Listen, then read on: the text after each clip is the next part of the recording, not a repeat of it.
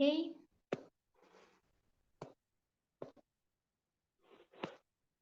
So now we're going to speak about the solubility.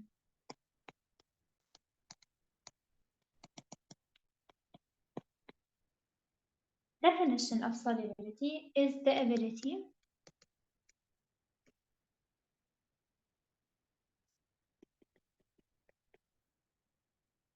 of a substance, okay, or the solute to form a solution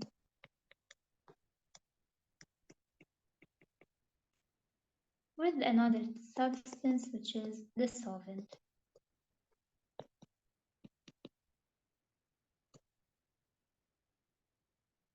Okay.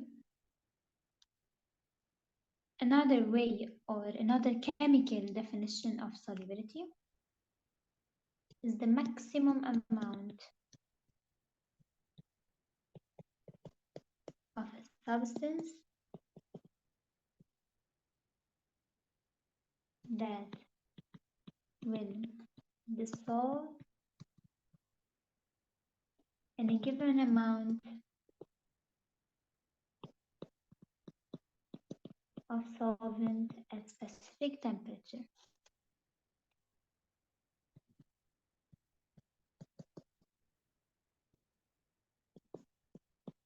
Okay. This is the definition of solubility. Okay, so dependence of solubility in temperature. The solubility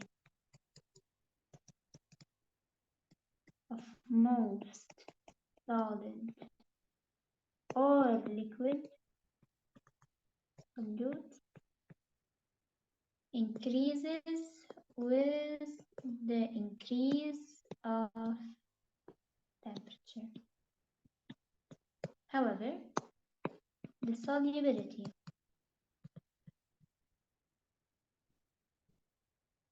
of a gas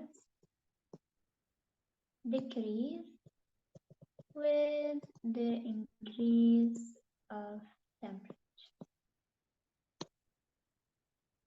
Yeah.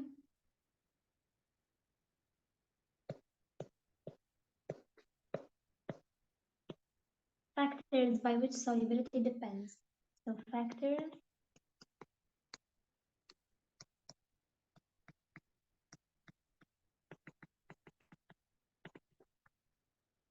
temperature, pressure, polarity, molecular size, physical and chemical properties like the melting point, boiling point, so physical plus chemical properties, nature of solute, nature of solvent. All of these can affect the solubility of the solution or of this solute in this solution. Okay.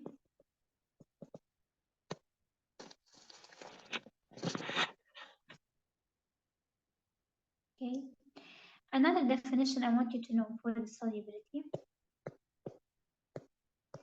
is the definition of the solubility product, the KSP. I'm 100% sure that all of you saw it before. The solubility product of an ionic compound is defined as the product of concentration of ions that exist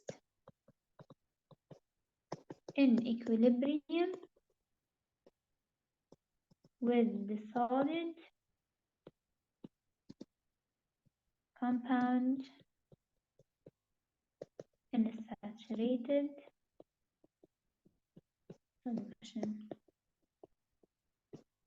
Its unit is gram per liter or m. No. No, yes. Okay.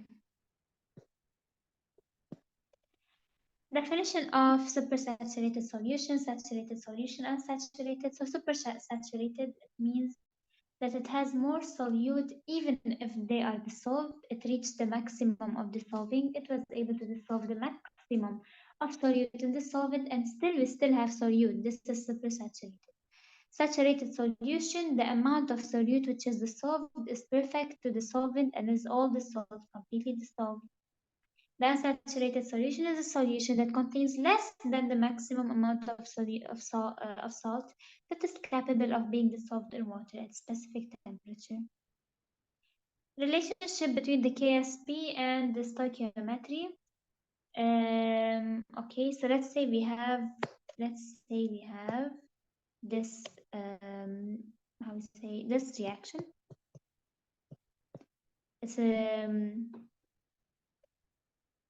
okay, so it's a reverse reaction to A plus B2 minus, both of them are aqueous. So the KSP here equals A plus power 2, so the coefficient is the power, times B2 minus, concentration of the products to the power of the coefficient. Okay, perfect. Value of KSP indicates the extent to which the salt dissociates in a solution. And the higher KSP generally corresponds to a higher solubility. So high KSP means high solubility.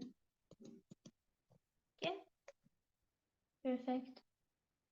Now, if we should know some values. Let's speak about them. So, okay, perfect. So,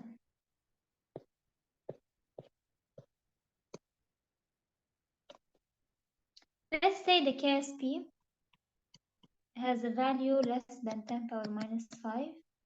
It has a value between 10 power minus 2 10 power minus 5 and has a value bigger than 10 power minus 2. If it has a value less than 10 power minus 5, this is insoluble. This the solute. If the KSP had a value of 10 power minus 2 and 10 power minus 5 in between, this means it's slightly soluble. If it had more than 10 power minus 2, it is soluble. Okay?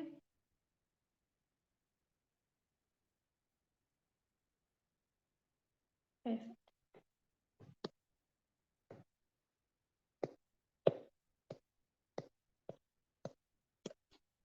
Okay.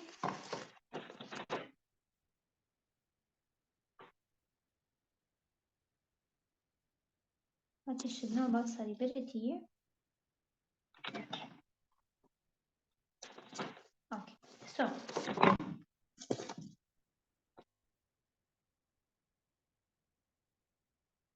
illustrate the common ion effect on the solubility equilibrium of AgCl. Number one, the solubility of insoluble substances can be decreased by the presence of common ion effect. AgCl is an ionic substance, and when a tiny bit dissolves in a solution, it dissociates 100% into Ag plus and Cl minus. Now, if you add a source of Cl minus to solution, let's say NaCl, the common ion effect will occur, and the equilibrium will shift to the left to counteract the increase in Cl minus ions, reducing dissociation of AgCl. Let's do it. So let's say we have AgCl, and you put it in a solvent, and then it will dissolve to Ag plus and Cl minus ions. Okay. And then let's say we added to this NaCl, so plus NaCl. NaCl dissociation reaction is Na plus, no, NaCl, Na plus Cl minus. So in both of these reactions, we do have a common ion, which is the Cl minus. So we have here the common ion effect occurring. As a result, more AgCl remain undissolved, decreasing the solubility in the presence of additional chloride ions due to the common ion effect. So when we have a common ion effect, what happens to the solubility? It will decrease. Okay, so common ion effect decreases solubility, means it decreases the KSP. Okay, perfect. Now we spoke about the solubility. Okay, so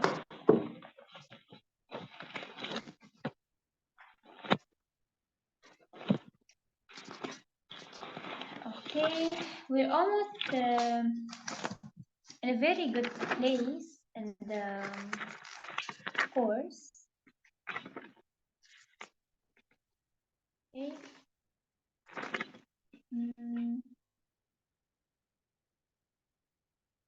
Yeah. So we were in the solubility.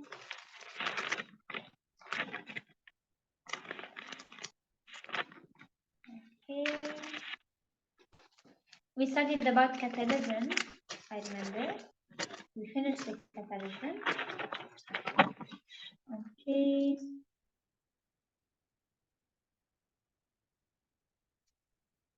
Perfect.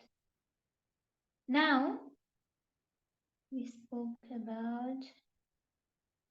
Okay. So what is electrolysis? Let's take this as a small note.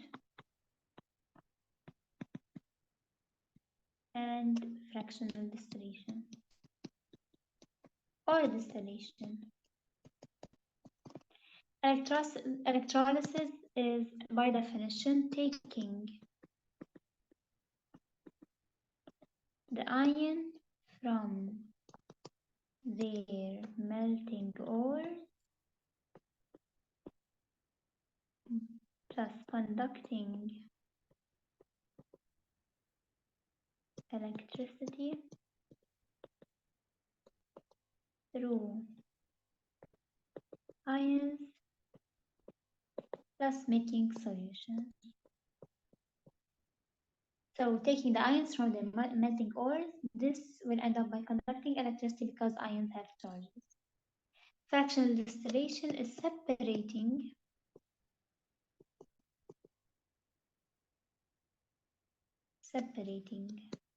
compound, not a compound but a solution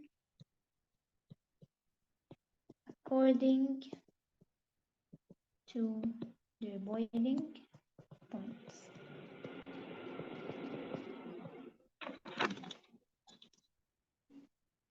Okay, perfect.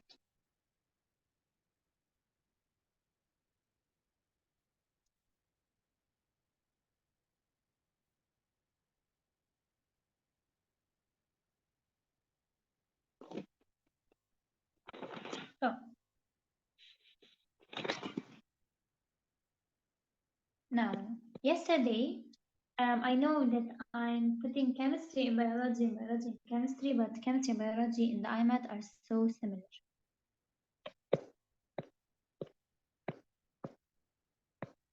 So I want to try to write some examples that might come on the IMAT about the active and the passive transport. So, passive transport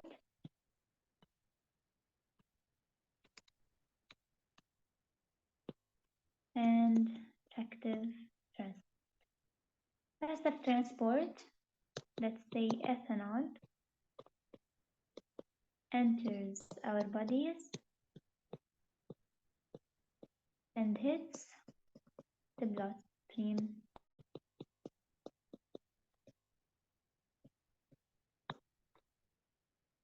Let's say respiration, exchange of gas, the reabsorption of nutrients by separating them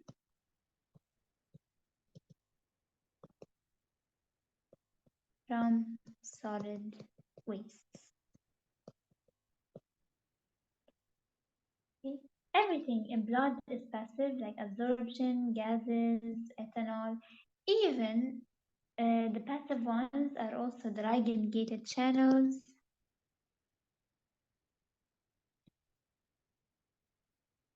Are in the nervous system, the channels or the receptors of the neurotransmitters or the voltage channel. Why these are? Because these are facilitated passive, but they still passive, no ATP. However, the active transport, it needs ATP. Okay,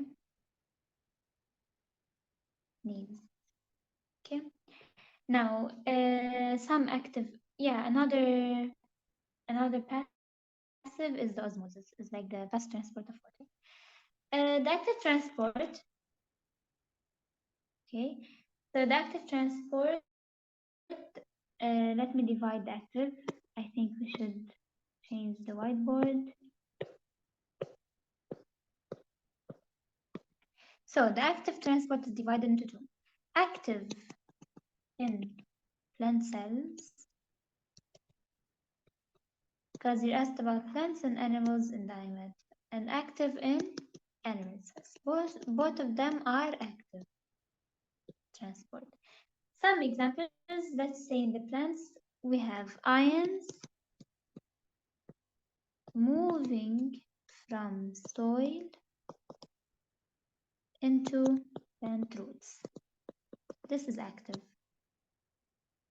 Transportation of chloride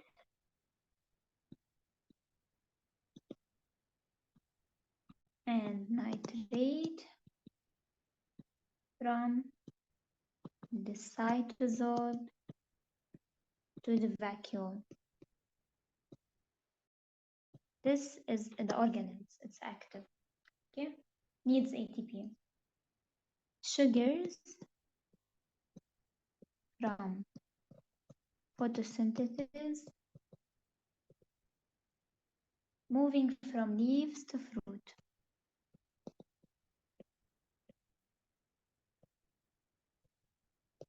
These are active. Another one. Let's continue in plant. Let me delete here. Let's continue in plant. So, okay, Ca2 plus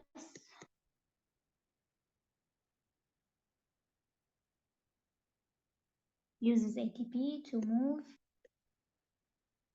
between cells. This is active. Minerals, because between minerals we will have so much iron, you know. Traveling. And usually ions use active transport through. And specifically, ions usually use the antiport. If you remember, we said antiport and symport. And we remember we had the I in the anti, and we said the I means the ions, like as a way to memorize. However, the symport more means about biological molecules like glucose, like lipids, proteins, whatever. Minerals traveling through stem to various parts of the plant is also active.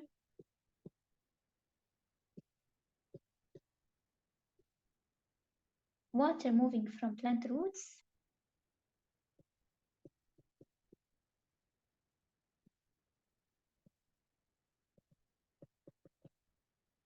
to other plant cells.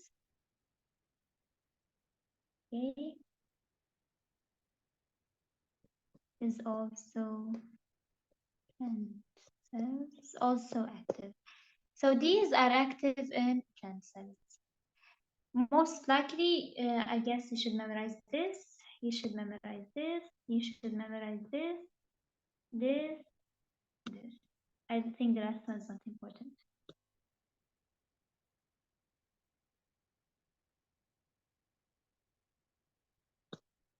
Okay. Now, the active transports in animals. So, active transport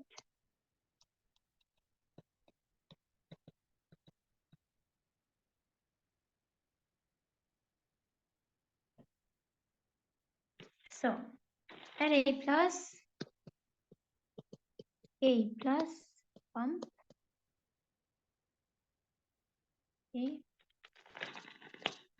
between the cell walls, amino acids moving along the intestinal tracts, animals and the humans, okay? Along the humans,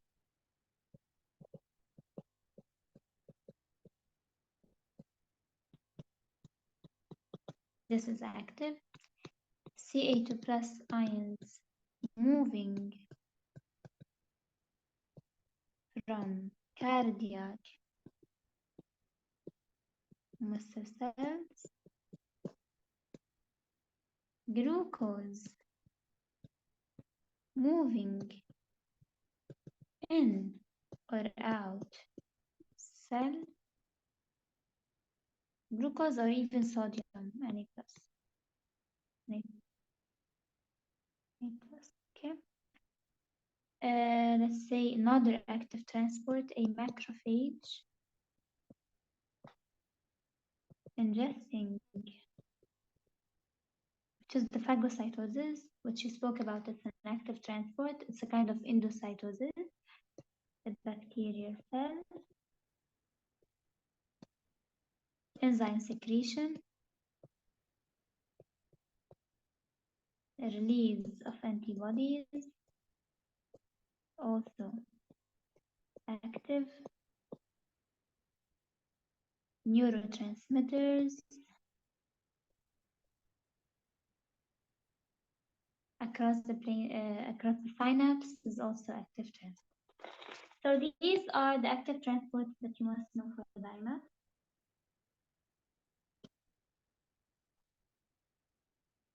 However, the ligand-gated channels and the voltage channels are okay.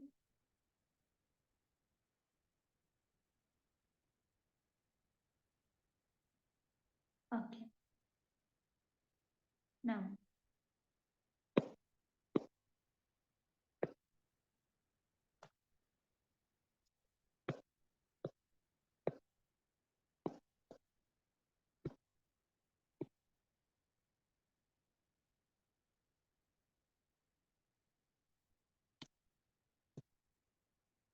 what GIT? What are you talking about?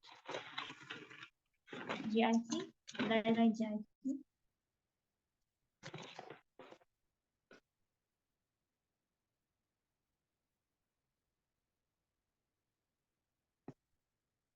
Okay. So,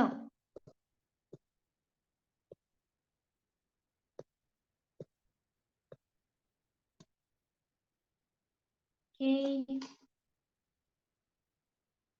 Yeah, active transport amino acids moving along human intestinal tract. It's amino acids.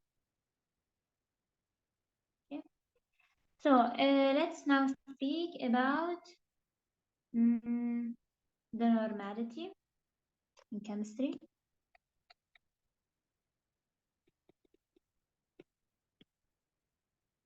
The normality is the number of equivalents, means the number of hydrogen ions over or in 1 liter of solution.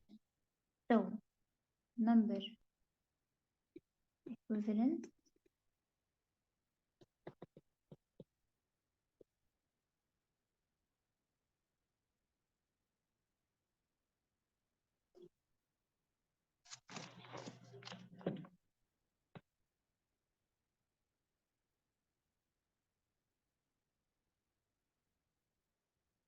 okay.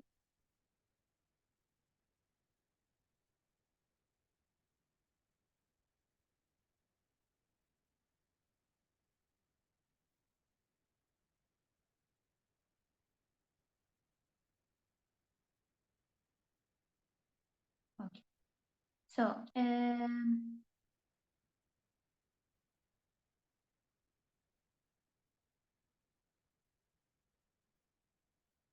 okay, in 1 liter of solution.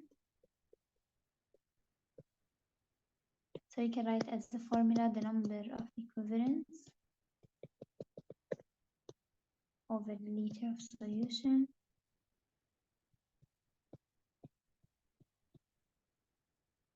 And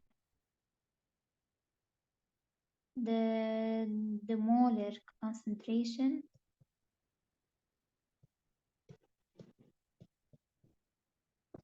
was mass over volume. N equals mass over volume. N equals N number of molecules over N Avogadros. What else formulas do you have?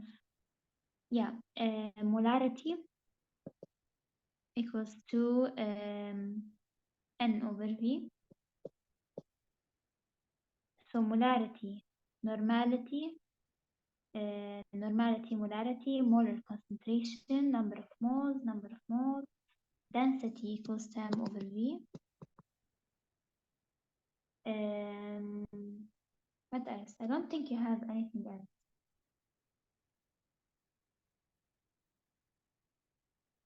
Oh. So,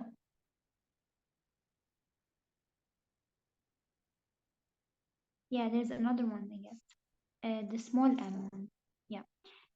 This is called the molarity. Molarity. Okay. It's like the measure of the concentration of solution that expresses the number of moles with the kilogram. The volume is in kilogram. So the molarity is the number of moles of solute over the mass of the solvent. And the mass is in kilogram, not in the SI. It's in the SI of physics, not in of chemistry. So M equals to N over M. This is the molarity. Okay. So molarity, normality, and normality, number of moles, and molar concentration. These are the rules that you have.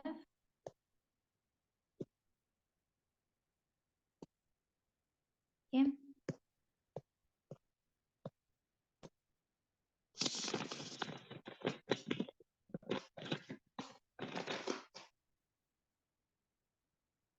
Okay. What are the allotropes? Allotropes are the ways of elements can be arranged.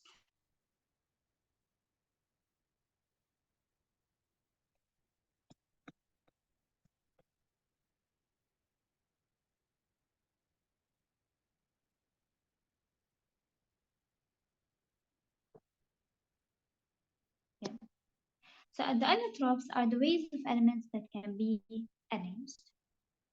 Okay, who's chatting?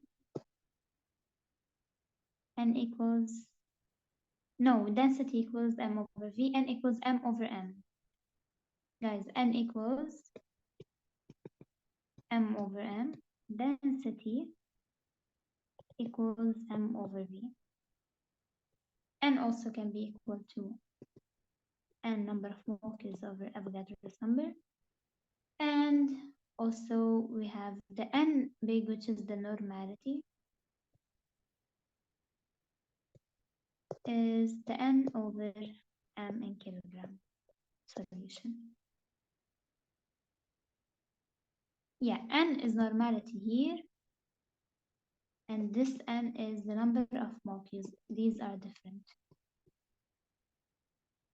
Okay, just to try to make a difference. However, they will ask you, like, find the normality. They will say the word.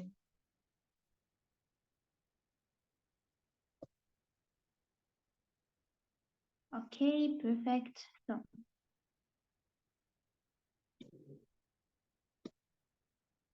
allotropes are ways of elements can be arranged. Okay. Okay. Now let's speak about the alkanes in a more detailed way before we continue. I know we spoke about them, but we have to speak more in details. Okay, perfect. So, okay, we have alkane, alkene, and alkyne.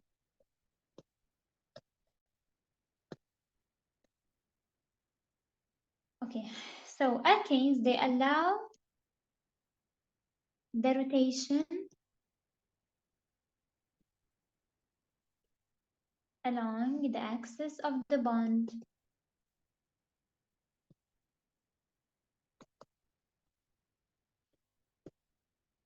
Okay, alkenes are usually 109.5 degrees or sp3 hybridides. Alkenes are or has a planar configuration.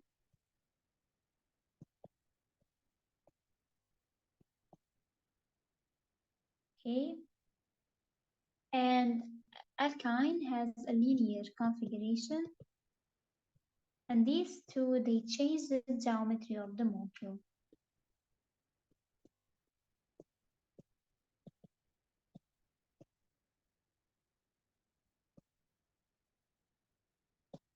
Okay. Alkanes are non-reducible and they are saturated. Okay. However, alkenes are unsaturated and are reducible. Okay. So, alkanes are non-reducible and saturated,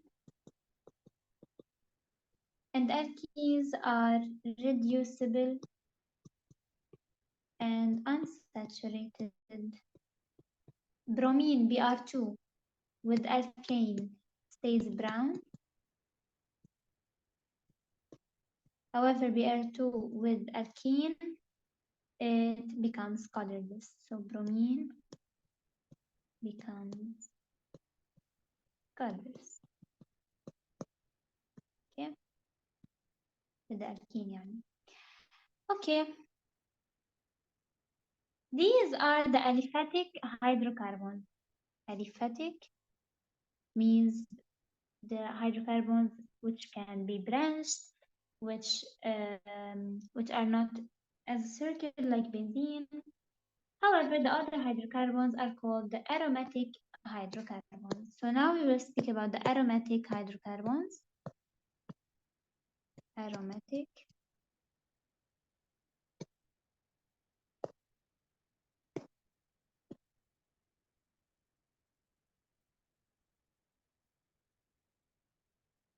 Angela. Yeah, alkane written, I mean. Okay, perfect. I will.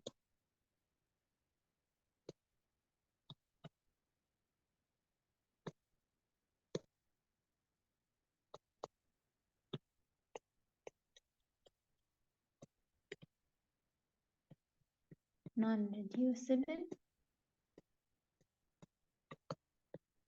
saturated. Br2 with alkane stays brown.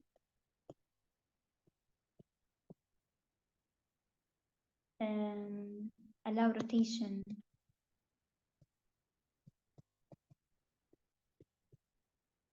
along the axis of bond.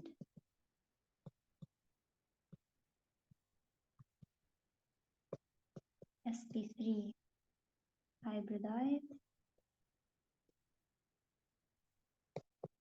109.5 degree bonding angle.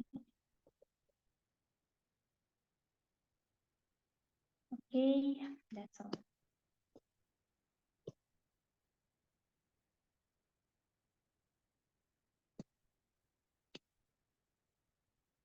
Okay, you're welcome, Angela.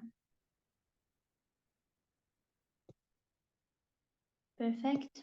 Now we're gonna go for the aromatic. hydrocarbons.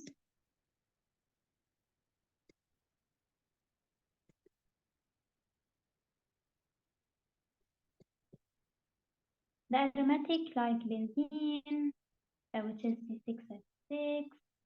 So, number one, before we continue, we have to know the definition of benzene. It is a natural component of crude oil.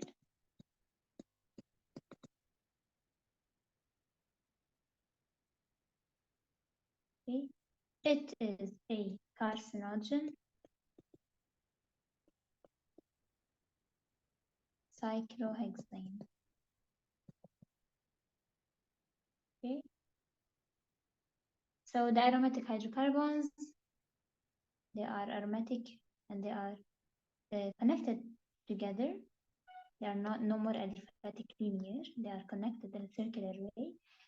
And one another thing you should know, should add, is carotene. Okay, can be aliphatic, can also be aromatic. Okay. Okay.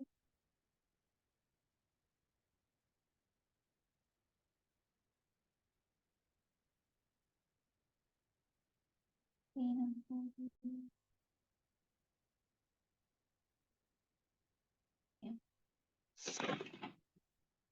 Now,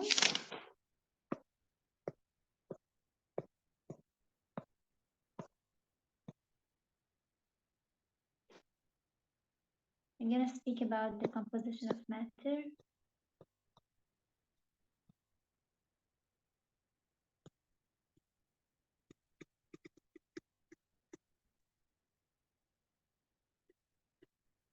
Okay.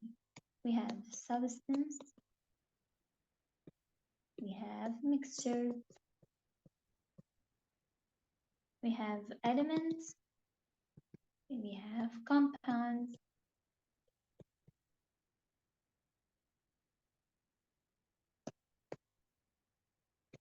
Okay, so we have elements, we have compounds,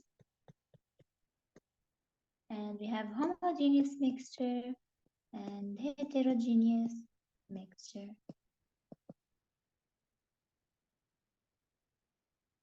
So substances are or have a constant composition.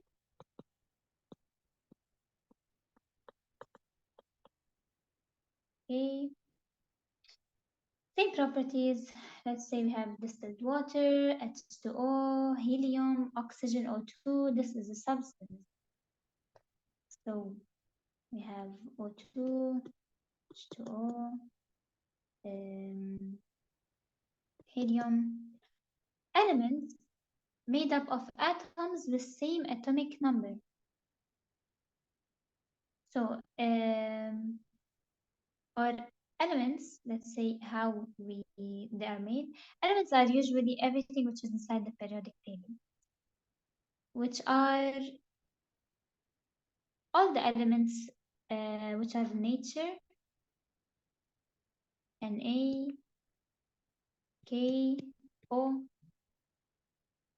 Now, if you find O2, Cl2, F2, O2, and 2, these are not elements, these are called molecules. So element is this, Na, K, Br, F, Cl, O, these are elements. Okay, compound molecules are the two of them, O2, Cl2, F2, and whatever, and 2 whatever. Compounds, we have two or more elements. Let's say we have CO2, H2O, Cl, NaOH. These are compounds. Mixtures, we have either homogeneous or heterogeneous. Homogeneous are the mixture that have only one phase, and heterogeneous which has two phases. Na, K, and O are elements. Huh? Yeah. The sodium, potassium, and oxygen separately. These are elements, right? Oxygen, O2. Not No, understanding. this Na, K, and O. These are elements. Yeah, Na, K, O, F, Br, B, Zn, Cu. These all are elements. Everything in the periodic table is an element. Of course, not NaKO. It's not one. However, NaOH is one. You know, Na by itself, K by itself, O by itself. Okay. Perfect.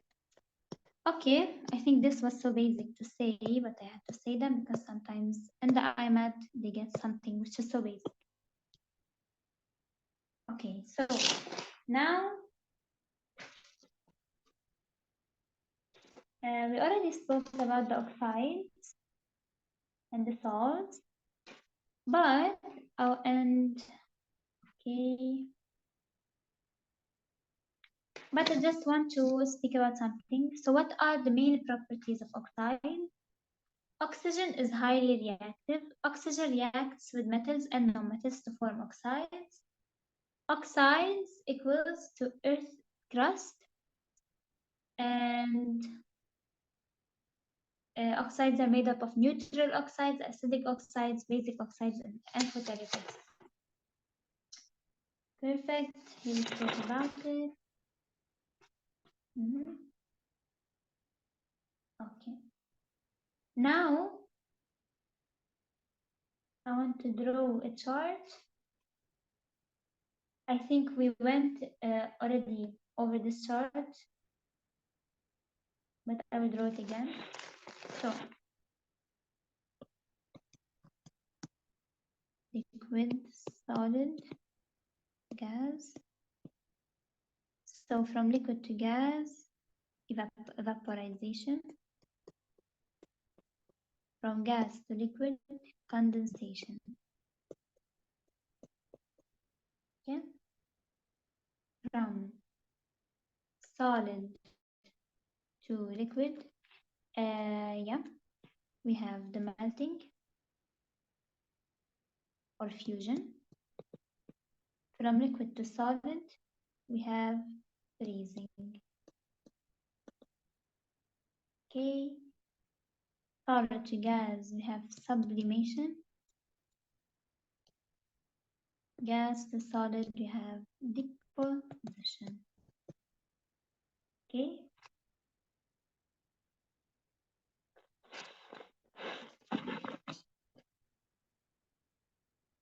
Pure substances have physical constant boiling and melting point.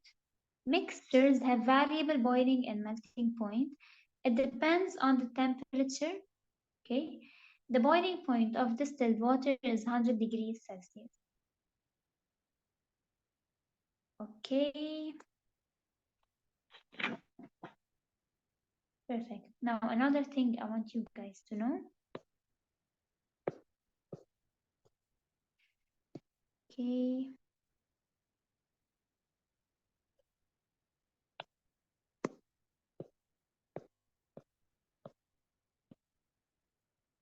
So, 1 meter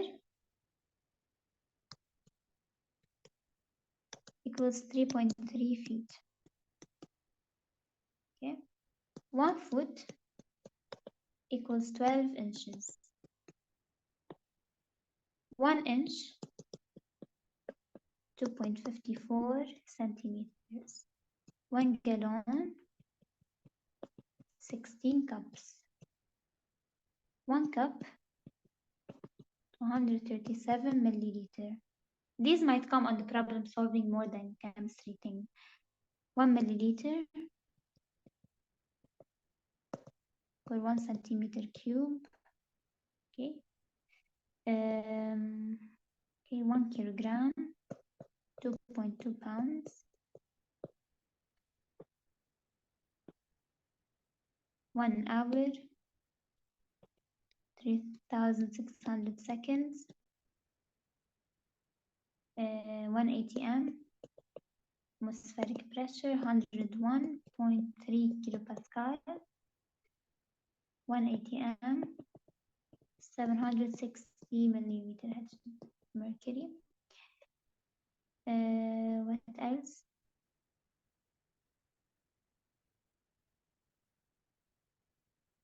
Okay. Perfect. Now,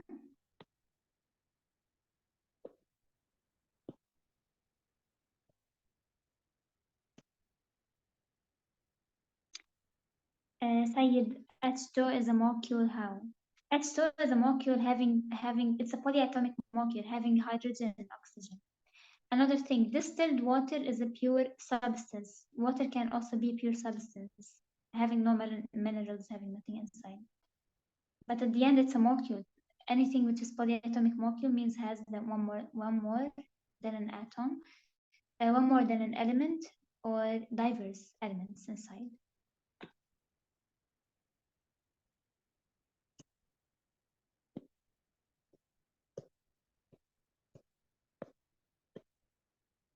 Okay.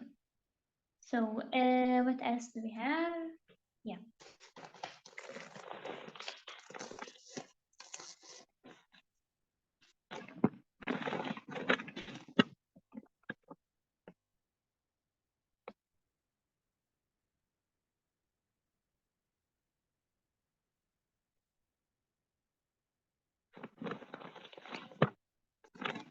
Okay, so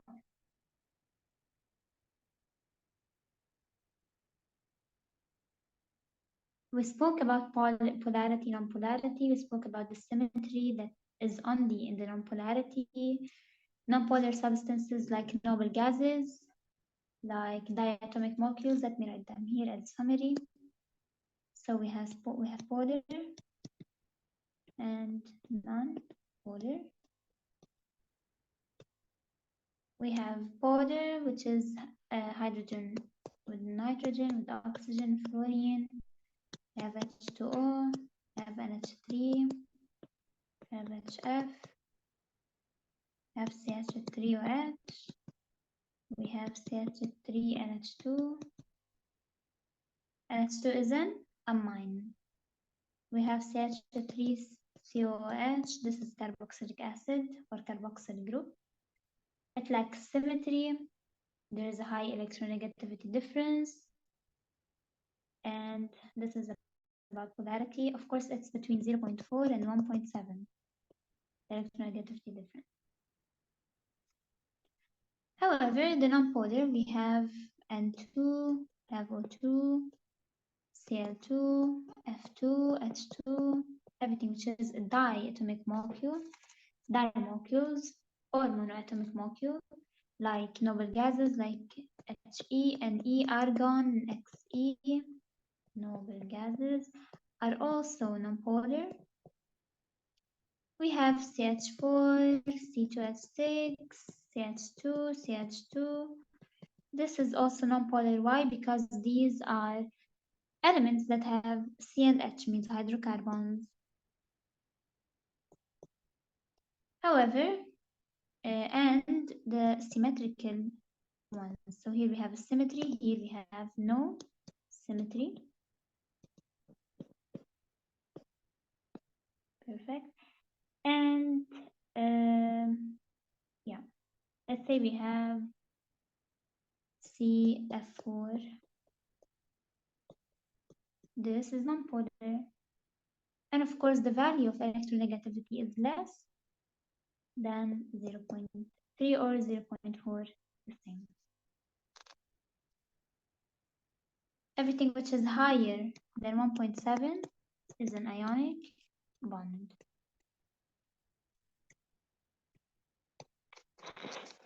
Okay, now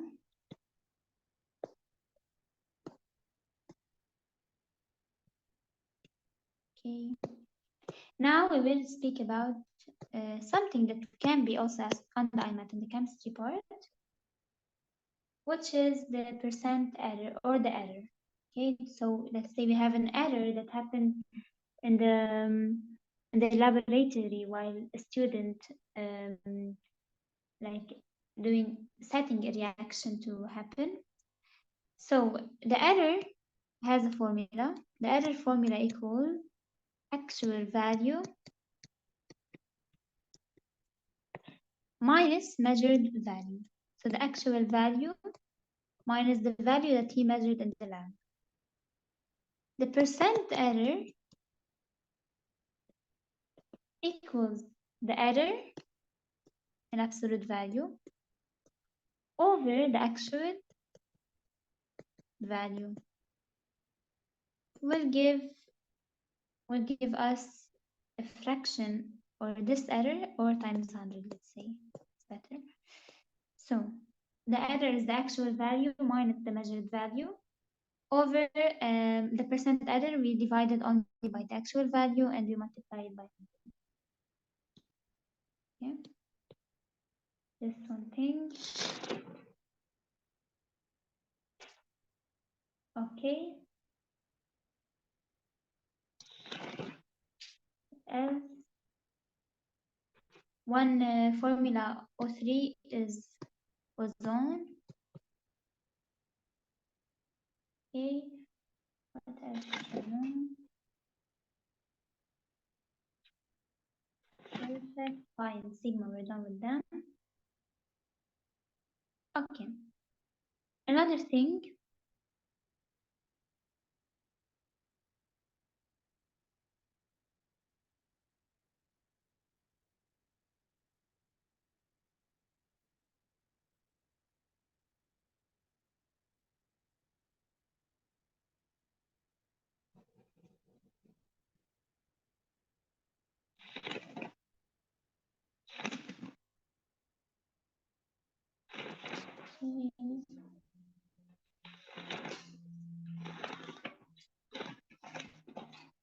Perfect. Now,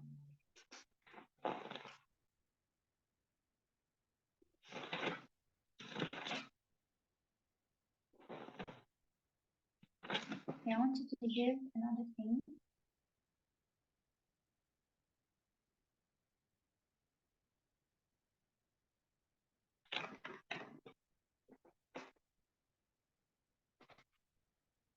Yeah, the valence, another thing that can be asked, what does the valence helps? So what does the valence helps? It helps in three things: in forming bonds,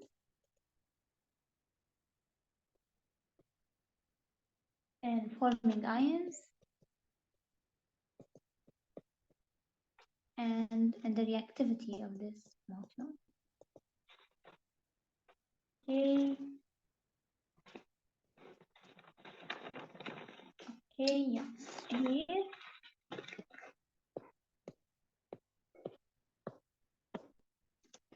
So the periodic table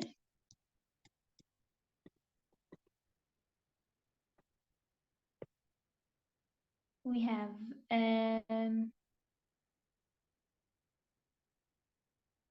perfect. So periodic tables, we have the rows, we have the groups, we have 7 rows are periods, groups are columns, groups. We have 7 periods, we have 18 groups. These have the same energy level. And these have the same valence electron. The ones of the same period have the same energy level. The ones of the same group have the same valence electrons. Okay, now we have to speak about the buffer system before we start the redox reaction. So, before we speak about the buffer system, talk about catalysm.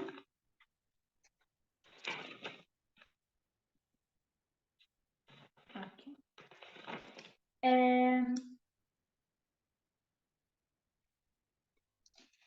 Did we speak about before the isomers?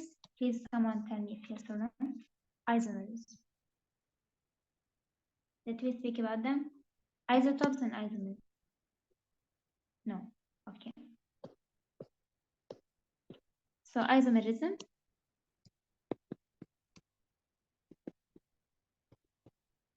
We have three kinds of isomers. We have the skeletal isomers. We have the functional isomers. So we have the skeletal or chain isomers. We have the functional isomers, and we have the positional isomers. Hello, ma'am. Yeah. I have to go out for some important work. Please do upload this lecture, okay?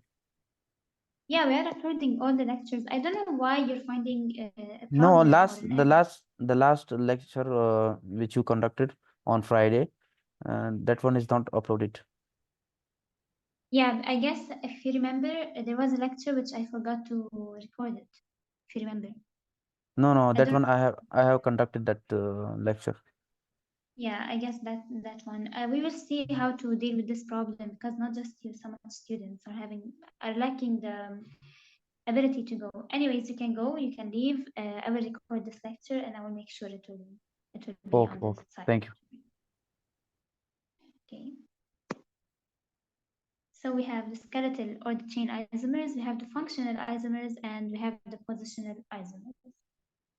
Okay, so the first number one, the skeletal or the chain isomers, they have the same molecular formula.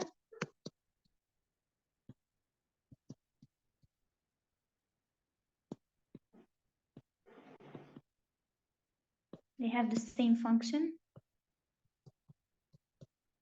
but they have different carbon chain or different branches.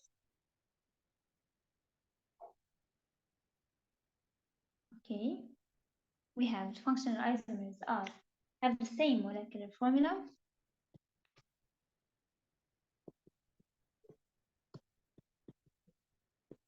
I'm really sorry for my handwriting.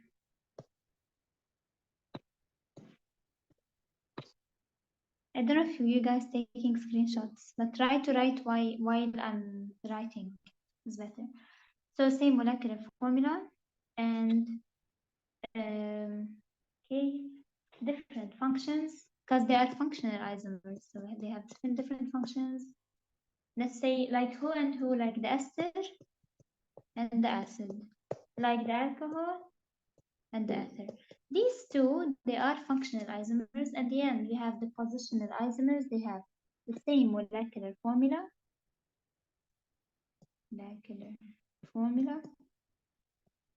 They have different connectivity and they have different positions. So different positions. Okay. Position of who? Position of the functional group. So position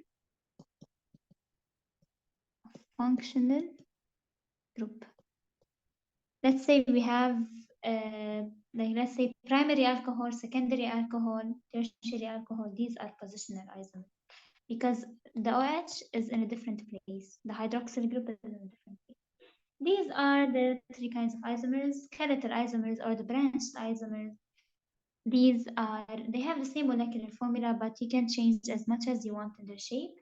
Functional isomers, as I said, like esters and acids, alcohol and ether, they have the same molecular formula, but of course, different function. Ester is something, acid is something, alcohol is something, and ether is something. Structural isomers are the same as skeletal or chain isomers. These two are structured, like it's not just a different name. Okay. But structure is the same, skeletal or chain. These two are structured. Okay.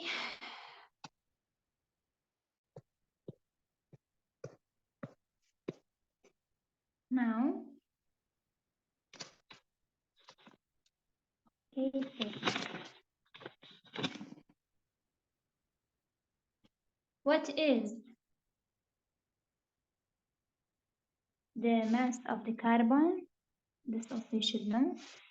So mass of carbon equals 3 over 11 times the mass of carbon dioxide. Mass of hydrogen is 1 over 4 times the mass of the water.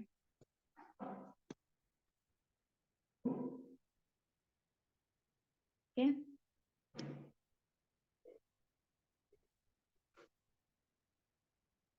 So these you must know, because sometimes you might have a reaction. You must let's say you have the reaction, you have the mass of the water, but you don't have the mass of the hydrogen. An easy way to find it is just to multiply it by quarter.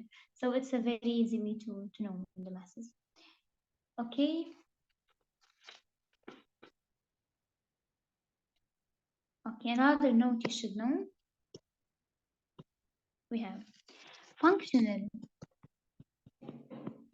groups at the end of any molecule, of any element. Let's say acid, let's say ether, ester, whatever. So these functional groups at the end of this molecule, it will lead to exothermic reduction. Okay. To alcohol. Or we can say, in other words, it's sensitive to reduction. However, inner groups, inner functional groups, need breaking bonds for reduction. Usually, when you have the functional group of any substance, of any molecule, so if this functional group is from the outside, it's super easy to be broken. Okay. However, if it's in the inside, you have so much bonds around which are protecting this functional group than to be broken. So that's why inner groups need breaking bonds to be able to reduce or for reduction. Okay. Okay, perfect. So now we have to speak about the ionization constant.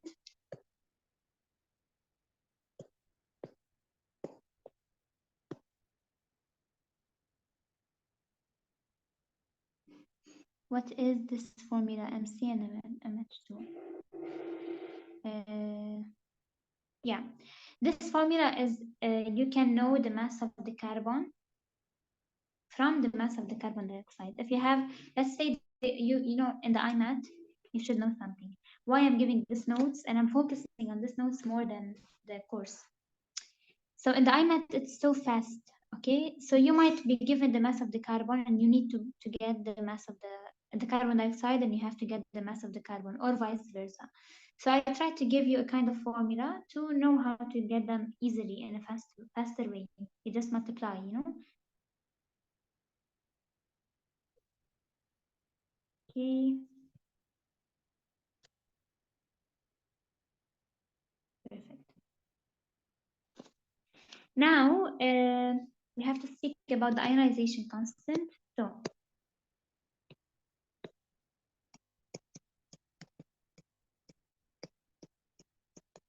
which is the Ka.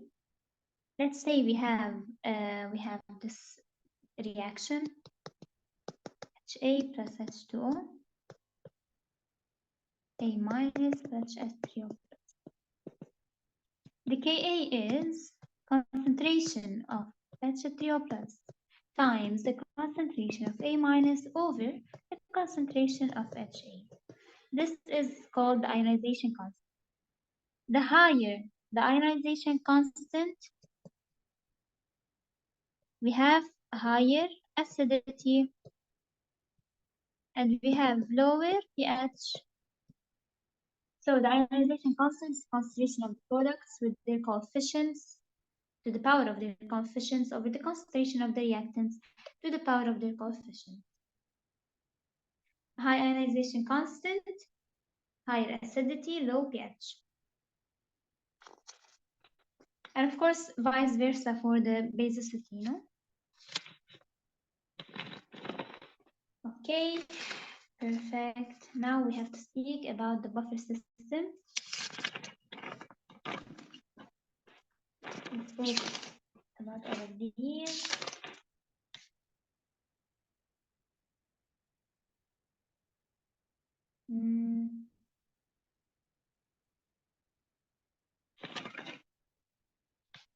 And then we have to speak about the redox reactions. And so we have buffer system redox reactions. We have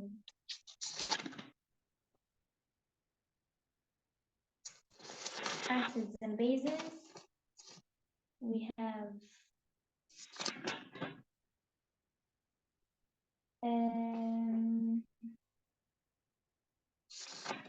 strength of an acid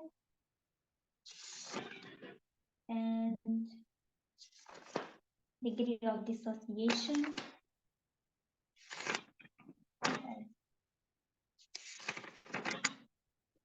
Okay.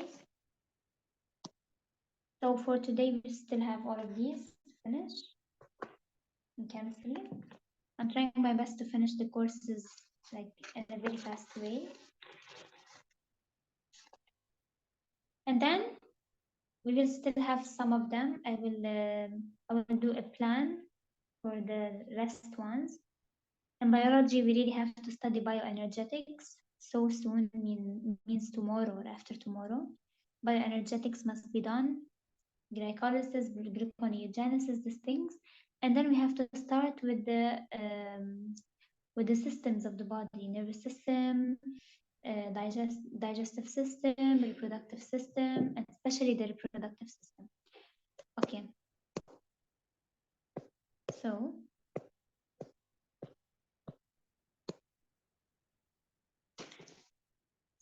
now we're gonna speak about the buffer system.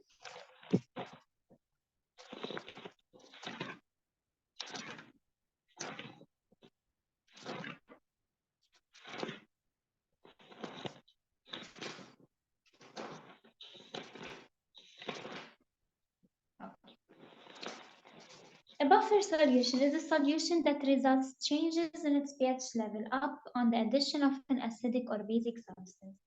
It typically consists of a weak acid and its corresponding conjugate base, or weak base and its corresponding conjugate acid.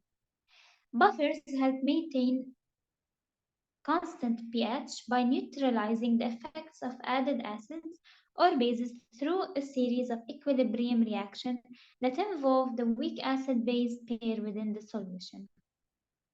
So I will write all of this here. So buffer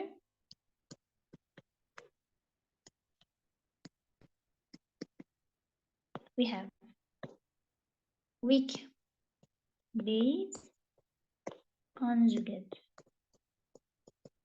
acid. We have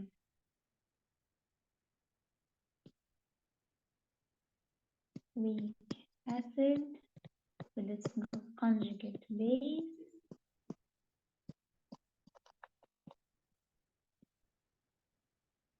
Buffers help maintain. We have constant pH. And we have, you should know also that it has a series of equilibrium reactions, okay, and that's all. That's what you should know about buffer, okay. So these are the main things you should know about the buffer. Now we have to go for the properties of the buffer system or of the buffer solutions. So properties of buffer solutions. We have number one, its resistance to pH changes. It neutralizes OH minus and H2O plus ions. We have presence of weak acid, whatever we just said it. We have something called the buffer capacity. What is the buffer capacity? The buffer capacity, as a definition, it's a measure of the ability of a buffer solution to resist pH changes.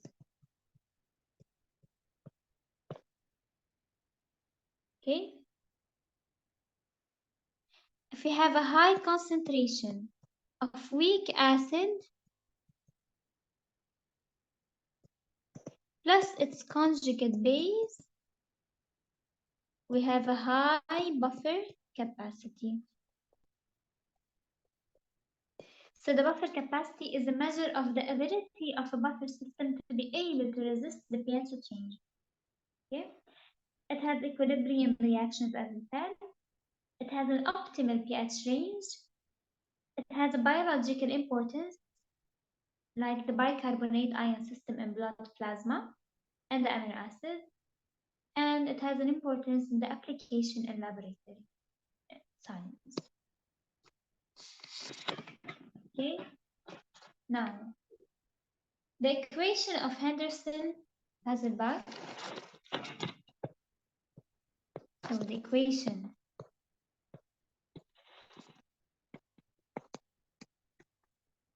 Henderson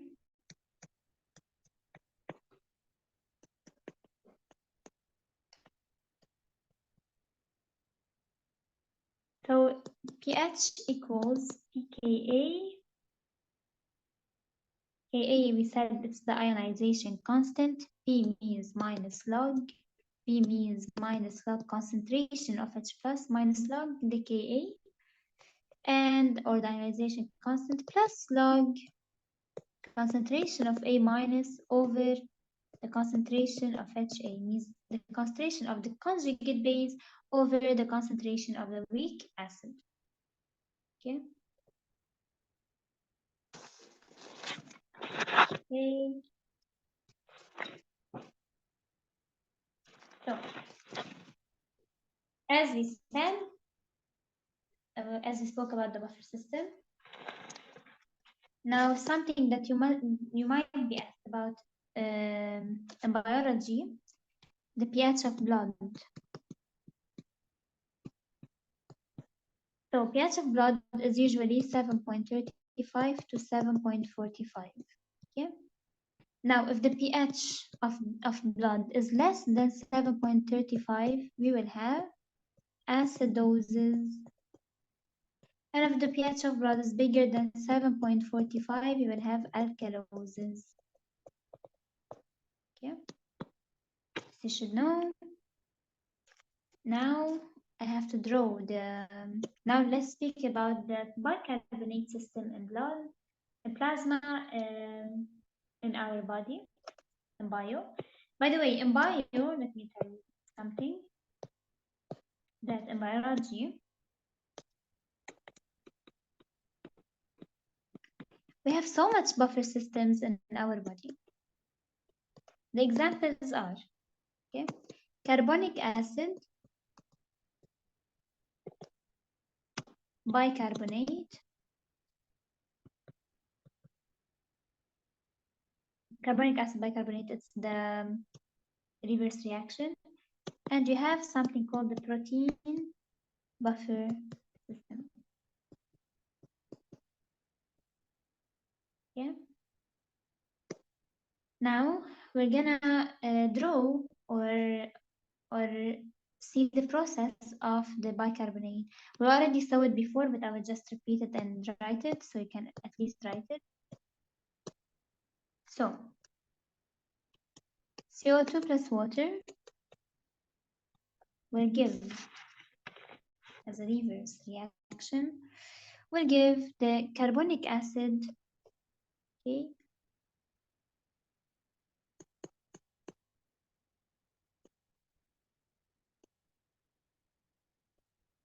having a reverse reaction, we have the bicarbonate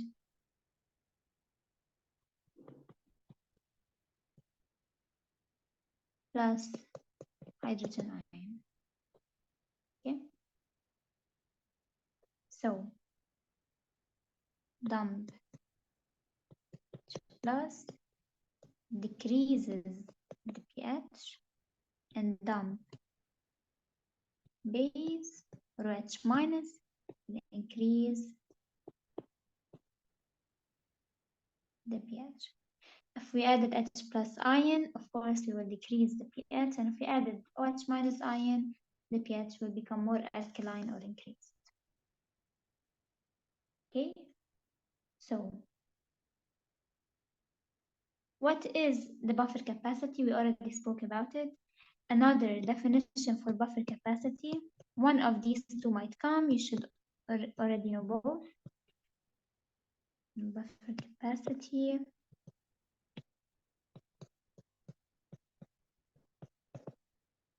So it's the amount, we already said buffer capacity is the pH alteration, is trying to maintain the pH by neutralizing, by balancing the amount of H plus and HO minus. However, you can say in other words, amount of acid or base added just before the pH alters. Okay. Okay.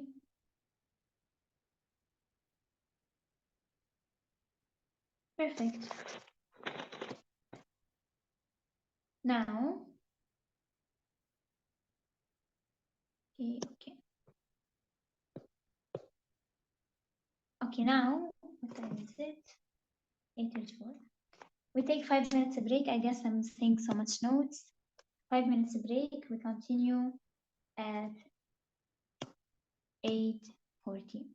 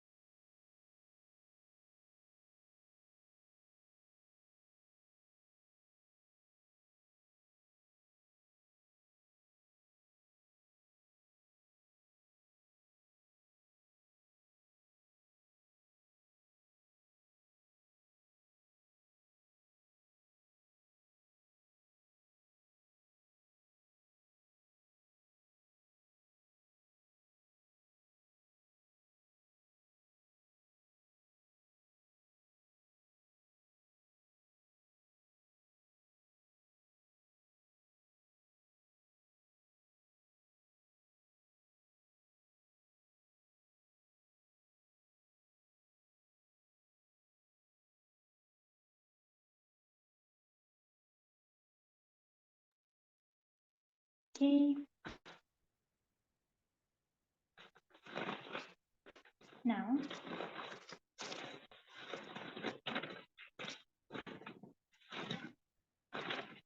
okay, so now, guys,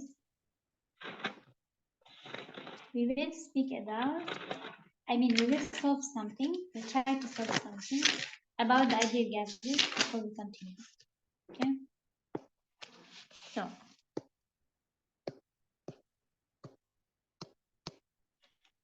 So, if a person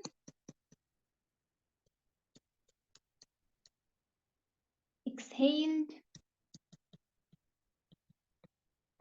125 milliliters of CO2 gas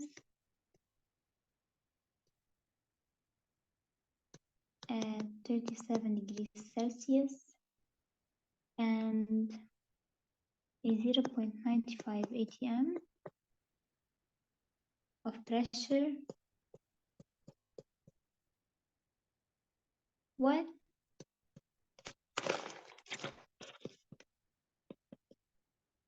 would this volume be at a colder temperature of 10 degrees Celsius and 0.9 atm of P?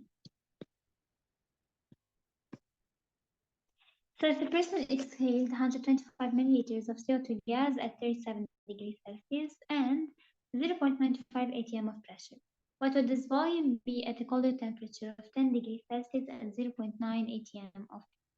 So now here we have to use the ideal gas law. So what should we do?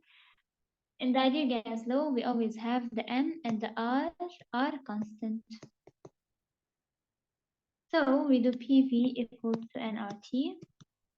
Okay. V equals nRT over P. Okay. Now, perfect. Now we have N equals PV over this we should leave for the N. So N equals PV over RT equals 0.95 times 0.125 liters over 0.0821 times 310 K. We have to convert everything. Of course, because we have the pressure in ATM, we have to use R in 0.0821 value. It will give us a 4.67 times 10 power minus 3 mole. And then since N is constant, we replace in this one. So now we have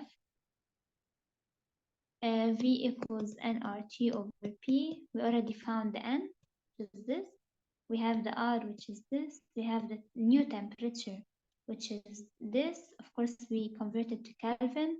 And we have the new pressure, which is 0.9 atm. And then we just replace, you will end up with 0.12 liters. Okay. It's a kind of small exercise for the ideal gases. Okay. Now I want to give some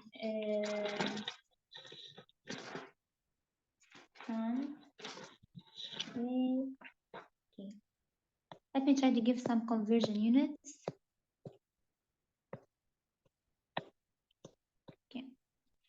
So if so to calculate the temperature in Fahrenheit, if we have already degrees Celsius and we want to calculate in Fahrenheit, we do this 9 over 5 times degrees Celsius plus 32. If you want to calculate in degrees Celsius, you put 5 over 9 times Fahrenheit minus 32. If you want to calculate in Kelvin, it's 273 plus degrees Celsius. And yeah, Perfect. Perfect. Okay. These are some degree conversions. Now I want to speak about something which is in physics, which come in physics on the IMAT, not in chemistry. But I will say them. It's a kind of transformation rules. I found them. I will say them. So we have processes with constant variable. So isobaric,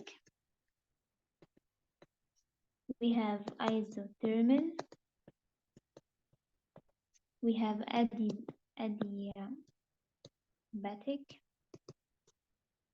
have isovolumetric. So the isobaric medium, we have delta P equals to 0, means the P initial, a P final minus P initial equals to 0, means the P initial equals to P final. So here we have the pressure is constant. So everything that speaks about isobaric means pressure. Isothermal means delta U, or the exchange of the free energy, equals to 0. So temperature is constant. Everything thermal means temperature. This, by the way, was asked on the IMAT, on the physics part. Adiabatic, Q equals to 0, means no heat exchange. Okay. And isovolumetric, okay, isovolumetric, or even called the isochoric,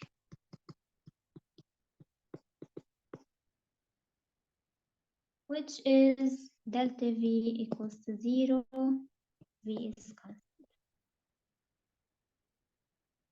Okay. Else.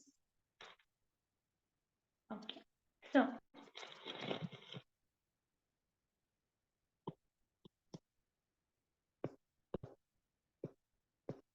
now, okay. So now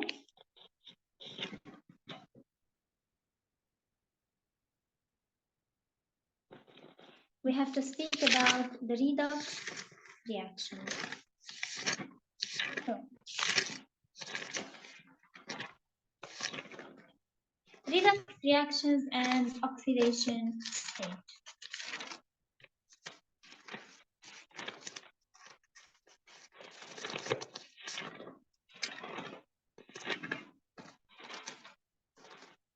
Okay.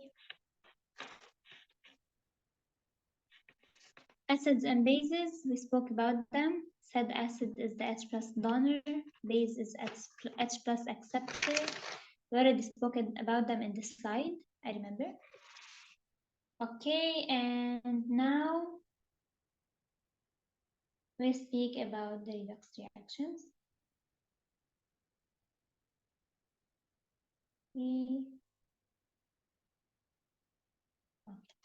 We already spoke about the metallic bonds. We said that the metallic bonds usually happen between a metal and a metal.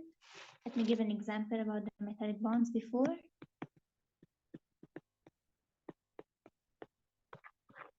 So let's say we have Au plus, Au plus, Au plus, Au plus, Au plus, Au plus.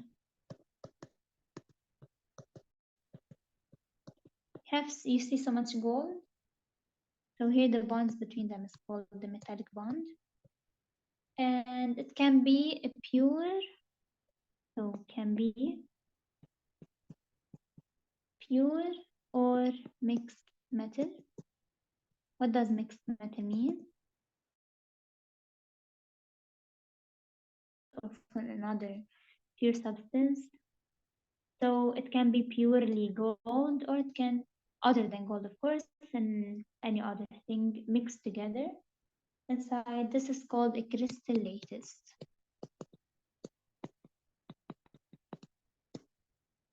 Okay, or the alloyed. This about the metallic bond. Now let's go for this one, redox.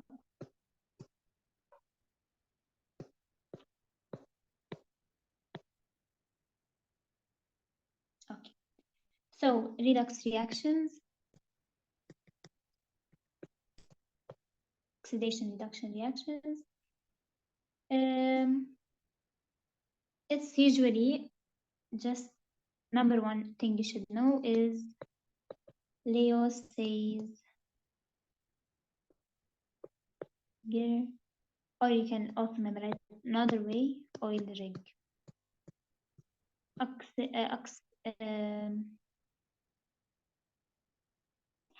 Oxidation is lose, reduction is gain. Or you can say it in another way, lose electrons oxidation, gain electrons reduction. So you can memorize any one of them.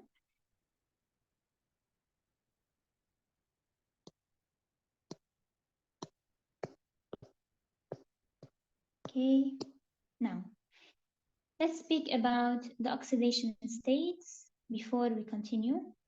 So on the periodic table, the oxidation states are really shown. It also depends on the valence electrons. They can be positive, they can be negative, it just depends.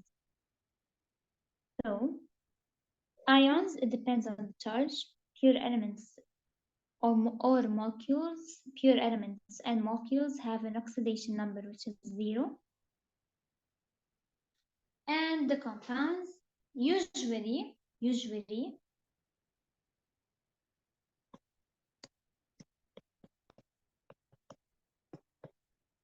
fluorine is -1 always, since it's the most electronegative element.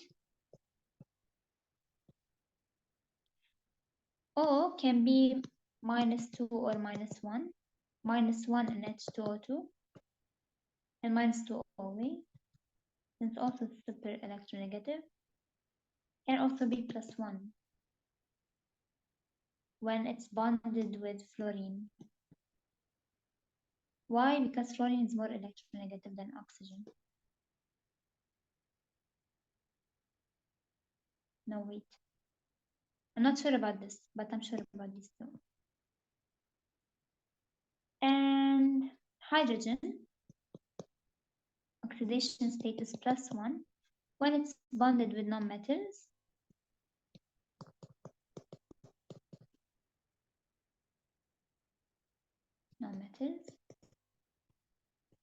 And it's usually oxidation state is -1 when it's bonded to metals. What's the reason? Because hydrogen is more electronegative than metals, but less electronegative than nonmetals. Now, let's try to take an example. By the way, this topic is kind of additional marks.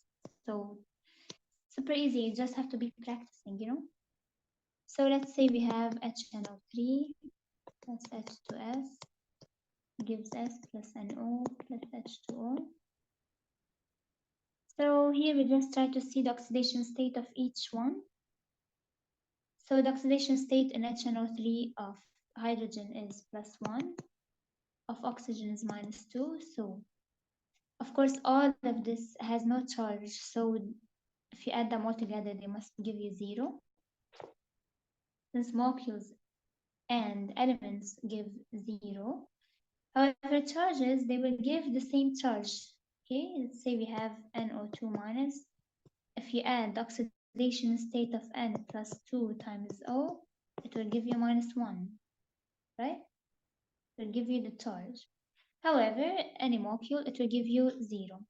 So here, let's say we have +1 plus N plus 3 times -2, because here we have 3 oxygen. We multiply it by the oxygen oxidation state, which is -2.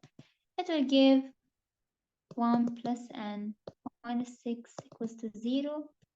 And -5 equals to 0, and equals to 5. So the oxidation state of N here is +5. Okay. And then here we have +1 for hydrogen, which is usual. Why? Because it's bonded here with the nonmetals, so it's usual to be -1, +1. And S is with the oxygen in the same group. This means it loses, it gains 2 electrons, so it's -2. S here is a pure element or a pure substance, which is 0. NO, we have here oxygen is usually -2, so N here is +2 for them, both of them together to give a 0. And oxygen is usually here -2. Hydrogen is usually, when bonded to nonmetals, it will give a +1. So if we take a look, we see hydrogen here was a +1, and here it's still a +1, so hydrogen, nothing happened to it. You see nitrogen used to be +5 in the reactants. After the reaction, it became +2, so it is reduced. So nitrogen is reduced. And if you see, oxygen stayed -2, so nothing happened to oxygen. Hydrogen stayed +1, and sulfur was -2, and it became 0. So it oxidized, it increased. So usually reduced, decreased in oxidation number. Oxidized, increased in oxidation number. So reduced, decrease in oxidation number. And we have S oxidized means increased in oxidation number. Okay. Perfect. These are really super asked on the IMAT. Try to be practicing them so much. Okay, now I want to give other examples to find the oxidation state. Okay.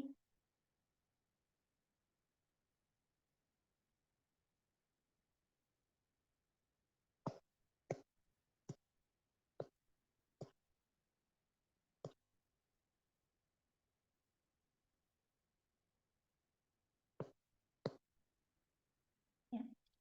Let's say we have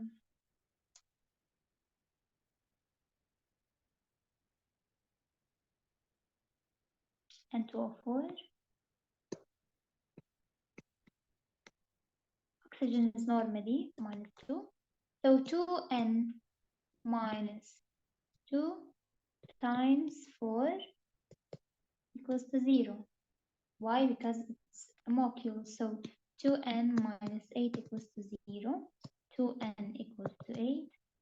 N equals to 8 over 2 means N equals to 4. The oxidation of state of N is 4. Okay. Now, let's try another one.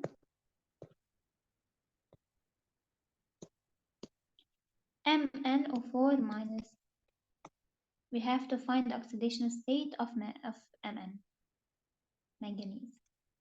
So, here we have oxygen is -4, so -2, so Mn minus 2 times 4 equals to the charge. Why? Because it's an ion. So we make it equal to the charge, not equal to 0.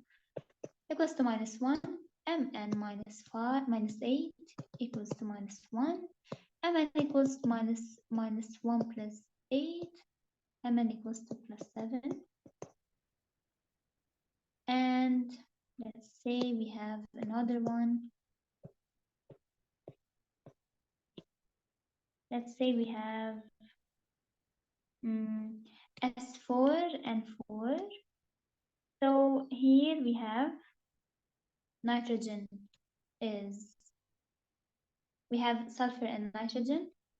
Usually sulfur is like oxygen, means it has, no, wait guys. If nitrogen is +1 here, so 4s plus 4n equals to 0. So sulfur, let's say it's 0. No, it cannot be 0.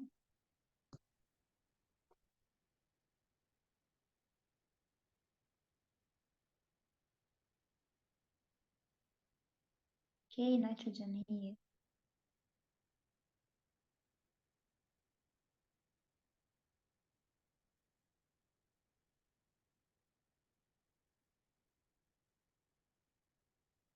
Okay, let's put sulfur as oxygen, okay?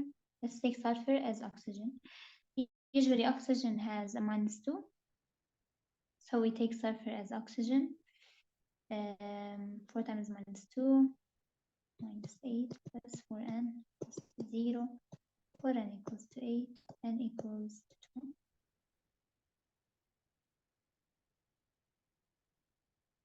And like this. Let's say we have another one, KMnO4. Let's try now to see the manganese. So KMnO4. So K, since it's from the first group, it's usually +1. Oxygen is usually -2. So +1 plus Mn -2 times 4 equals to 0. 1 plus Mn -8 equals to 0. Mn equals to 8 minus 1 equals to 7.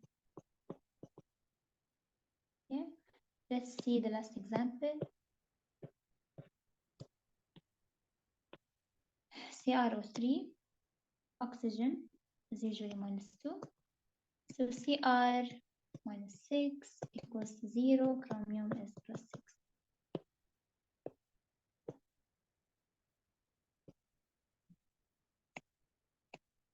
Okay.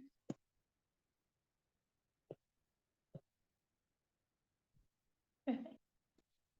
Oh, guys, I have to charge my phone because I'm taking 4G from the phone.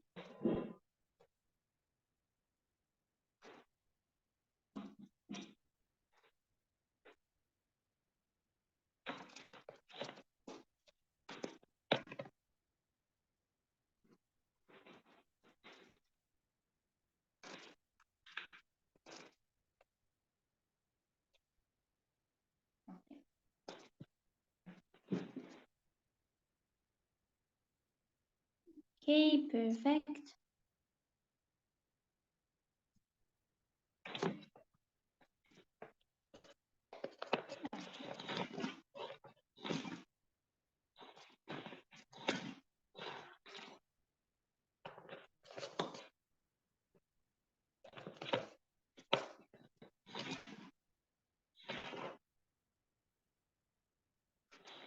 Now,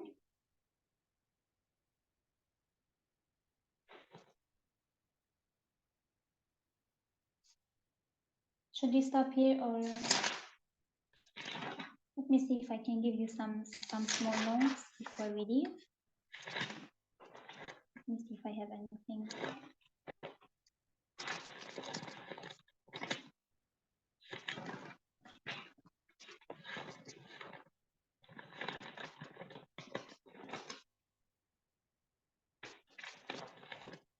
Okay, so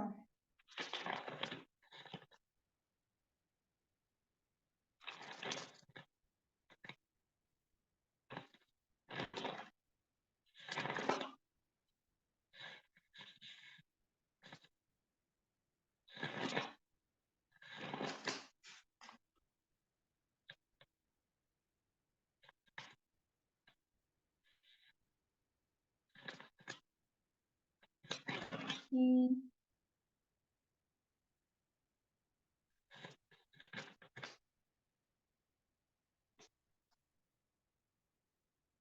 Let me just say this note.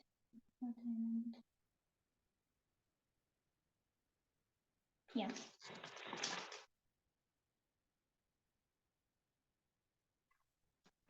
And you can base your answers about oxidation number on the periodic table only if the substance is the most electronegative in the solution. Okay. Okay. The pH of the weak acid. Let me just write this.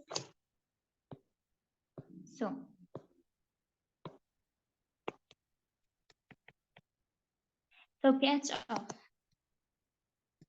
weak acid, weak bases, strong gases, strong base. Usually the pH of weak acids are like from 4 to 6, weak bases from 8 to 12. Strong acids are from 2 to 4, and strong bases are from 12 to 14. Okay.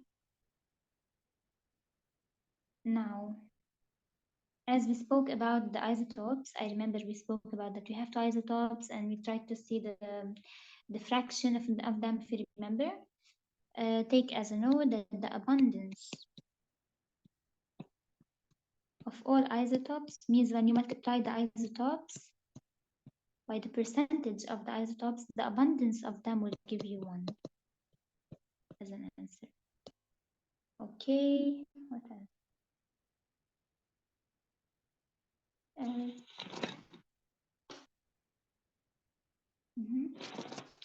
Okay, another thing. Alkaline solutions are everything basic with water or with a solvent. Or you can also say like alkaline solutions are solutions that has a pH bigger than 7. Another thing, let's do this.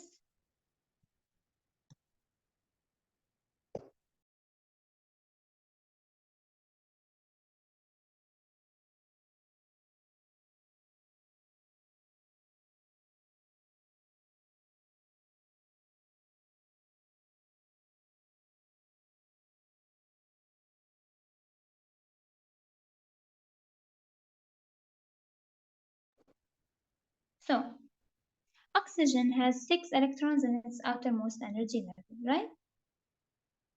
This means that oxygen is the electron configuration of oxygen is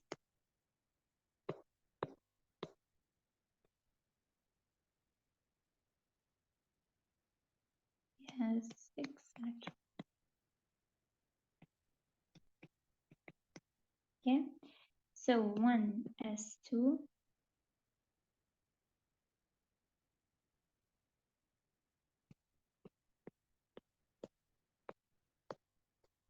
So in the first electron affinity process, so in the first electron affinity process, 1 electron is added because it's 6, so it needs to follow the octet, so it needs to reach 8 electrons in its valence. So when it wants to reach 8 electrons in its valence, it needs to gain 2 electrons. So to gain electrons, here, which property in the periodic table must work is the electron affinity, because it's the energy which goes out when this oxygen will gain 1 electron. So here we're going to speak about the energy. In the first electron affinity process, in the first electron gained by this oxygen, 1 electron is added, okay, to an oxygen atom.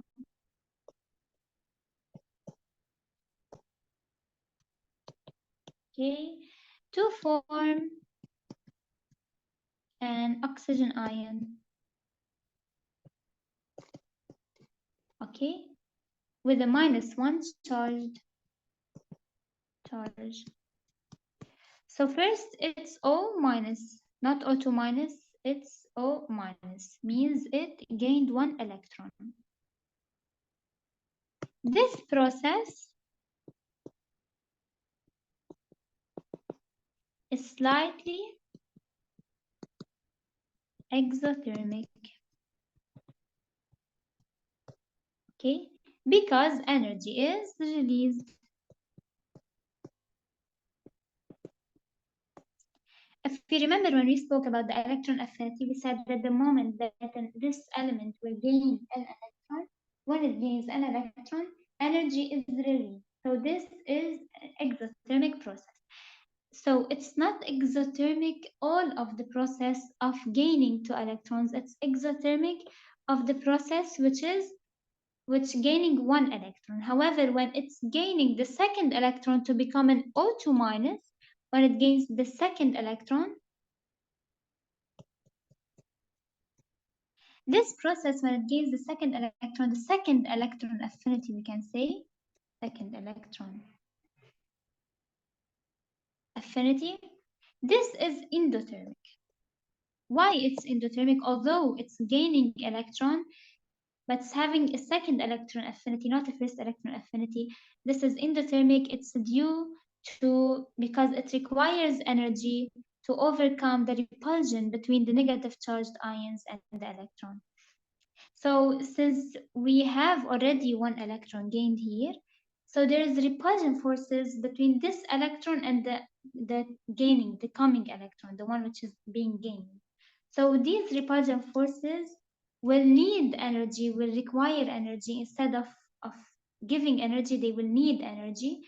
That's why the second electron affinity process is endothermic. However, the first electron affinity process is exothermic. Does not mean that okay, it's undergoing electron affinity, this means it's exothermic. No, it depends if how many electrons it's gaining, because there is something which is called the repulsion forces. So the first electron affinity process of this oxygen is exothermic, and the second one is endothermic. Perfect. Okay, understood.